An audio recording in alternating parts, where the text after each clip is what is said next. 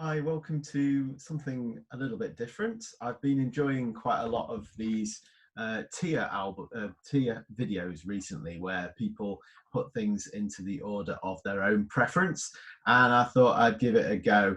Starting off with a fairly easy one, opinions-wise, it's the Beatles albums. So this is completely subjective. Completely pointless, really, because it's all completely to do with my own personal taste. But it's fun to see what other people think, and I'd love to hear what you think in the comments below. So let's get going with the tier system. My first tier video. I hope this works. I'm going to share my screen now. Okay, so we've got the Beatles albums at the bottom here. I'm going to go through them in chronological order and put them into either essential listening, great, good, average, or not the best. I couldn't say poor for a Beatles album because there's no such thing as a poor Beatles album. But if we had to put them into any sort of rank, this is perhaps a good way of doing it. So we'll start off with 1963's debut, Please Please Me. And it's going to go into...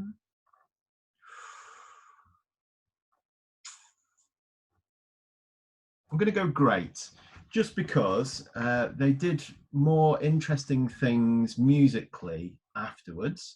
But what I love about Please Please Me is what a stellar debut it is. It really comes out of the speakers and hits you with their raw energy. I think it was mostly recorded live, and you really get a sense of the band at the height of their powers, their live powers. So Please Please Me, my favourite tunes on here would probably be I Saw Her Standing There, which just kicks the whole thing off amazingly. Anna, Go to Him, which is a cover. Please Please Me. Do You Want to Know a Secret? There's so many great tunes. I'm going to go for I Saw Her Standing There. That's my favourite on that particular album. But yeah, great introduction to the band, and definitely worth a listen. Next up, we have With the Beatles, and this is also 1963. As we go through these albums, you'll discover how amazing it was, how many works of how many albums they did in such a short breadth of time, and also how much they evolved in that short space of time as well. Incredible whirlwind career. With the Beatles carries on their kind of live sound, and many of the tracks that they played live during their formative years. It's got great songs like It Won't Be Long, All I've Got to Do, All My Loving, Till There Was You, You Really Got a Hold on Me. It's, again, another half and half, 50-50 album of originals and covers. I'm going to put it, it's probably not as exciting as Please Please Me, but it certainly follows on nicely from it. I'm going to put it in good. I'm going to put it in good. It is a good album, definitely worth listening to, as they all are. Next up, we have A Hard Day's Night, and the first time that they did a film soundtrack, and they really took off with the Beatles mania at this point. But still, great album, really interesting album. You've got the title track, A Hard Day's Night, which is just iconic tune. And I Love Her, it's beautiful. Can't Buy Me Love. Things We Said Today. I'm going to go with Things We Said Today. I really like that one. It's really underrated, I think. I'm going to go good again. Simply because it's another really fun album, but there's better things ahead. So I want to hold back on giving the essentials and greats until we get to the absolute essential albums. Next one, Beatles for Sale. Now, to me, I think they spread themselves a little bit too thin during this time. This is 1964, and they are touring in a way that if you look at their gigs that they were doing, I just can't believe that they managed to do it, let alone make another album. But yeah, it feels rushed, this one. Still some great tunes on there. It's got things like Babies in Black, I love, I'll Follow the Sun, 8 Days a Week. Yeah, loads of great songs on it. But it feels like they're stretching themselves a little bit thin. I'm going to put it in average. And I would go for I'll Follow the Sun or 8 Days a Week. I'll Follow the Sun. That's my favorite. Beautiful song. Okay, next one is Help and their second movie soundtrack. And they are starting to experiment a bit more on this one. Some very interesting songs. Ticket to Ride is an absolute classic. I've Just Seen a Face, I think, is another one of those that's very underrated. Yesterday, of course. Help, the title track. The Night Before, you've got Hide Your Love Away. Oh, it's good. It's a good album. I'm going to go with that. I'm going to go with good. I think it's definitely a good album, but maybe not as interesting as some of the others that were to come, such as Rubber Soul. Rubber Soul is when they really start to experiment, taking on influences of people like Bob Dylan, and yeah, they just open up their palette of influences and musical colours and diverse ideas. Rubber Soul is a fascinating album, and I would put it in. Actually, I'm going to go. I'm feeling kind. I'm going to go essential. I mean, you've got songs on there like Drive My Car, Norwegian Wood, Nowhere Man. George Harrison starts to really come into his own on this one with songs like Think for Yourself, If I Needed Someone. There's also the beautiful In My Life, which is possibly the most beautiful Beatles song, certainly that John wrote. Yeah, it's essential listening, that one. Next one is my all-time favorite, so I guess you can know where I'm going to place this one. It's Revolver, and it's very much essential. I do think it's their best album. I know there's more iconic albums in their collection, but I just think everything about this album is perfect. There's no duff song on it, and I mean, Taxman, Eleanor Rigby, I'm Only Sleeping, Love You Too. Here, I could go on and on and on talking about this album. Every single member of the band, including Ringo, are at the height of their creative abilities and experimentation, and it's just the best to me, or favourite anyway, Beatles album. And I'm going to go for this one, Tomorrow Never Knows, which is my favourite track on the album. My favorite Beatles track of all time. There's nothing like Tomorrow Knows. It's a place that you visit in your head. It's more than a song. Okay, so that is definitely essential.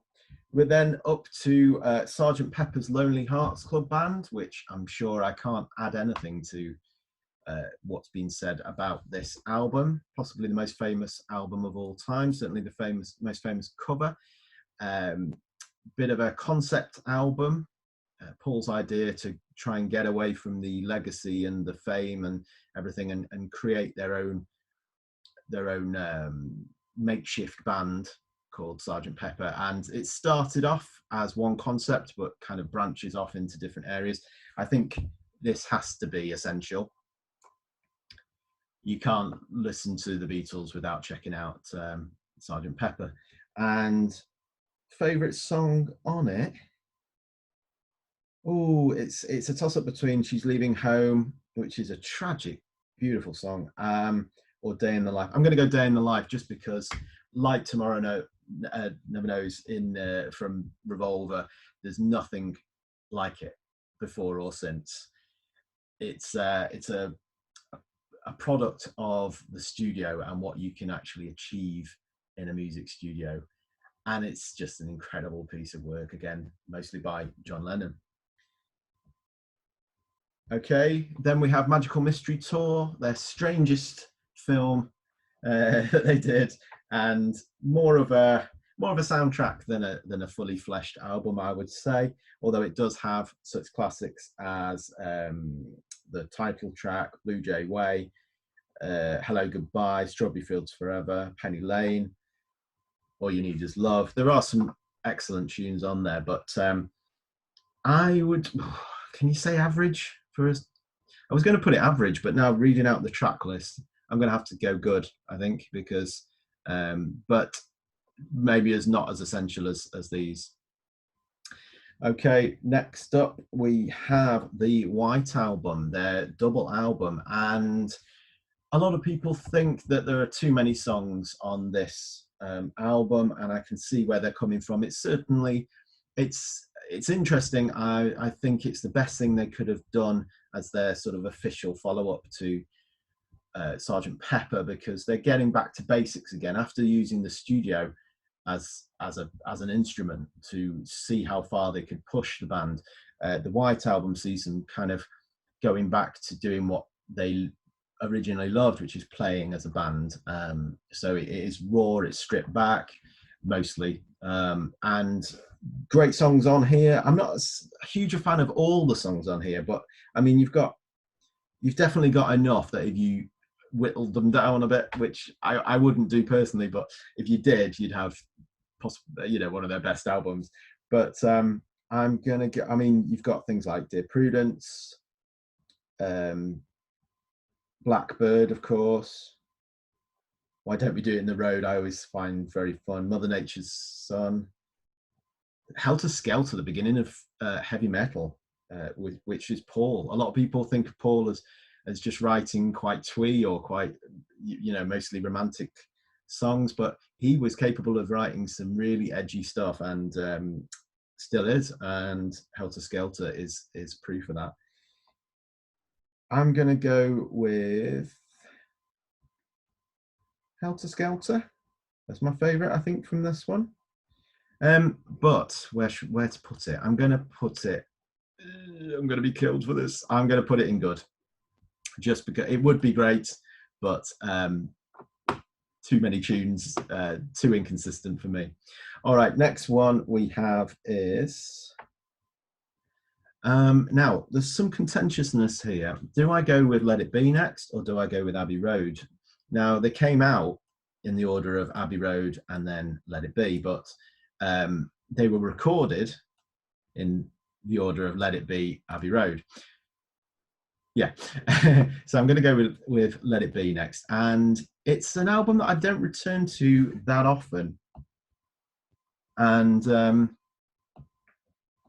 it does have some great tunes on it. It's got, well, I mean, Let It Be, the title track, The Long and Winding Road, For You Blue, I've Got a Feeling, Across the Universe, Two of Us is probably my favorite on this album. I'm going to go average though. Sorry, Let It Be fans. This is in relation, you know, this is on a scale of Beatles albums. So if we're talking about if we were referring to any other artists, they'd all be essential in comparison. Sorry, the Beatles, all their albums would be essential in comparison to anyone else. But if we're putting them in some sort of a ranking, then I'm going to put it as average. And they finished off with Abbey Road. What a way to go out. And yeah, again, an album that has everybody working at their creative heights, really going out with a bang, and every single song on it is phenomenal. So it's got to go into essential. So there we go. That is my hopefully quick roundup of how I would rank the Beatles albums. But like I said, this is totally subjective, and I'd be fascinated to hear what order you'd put them in. So there we go. Thanks very much for watching. I hope you enjoyed that, and please like, comment, subscribe, and all those things below. Thanks for watching.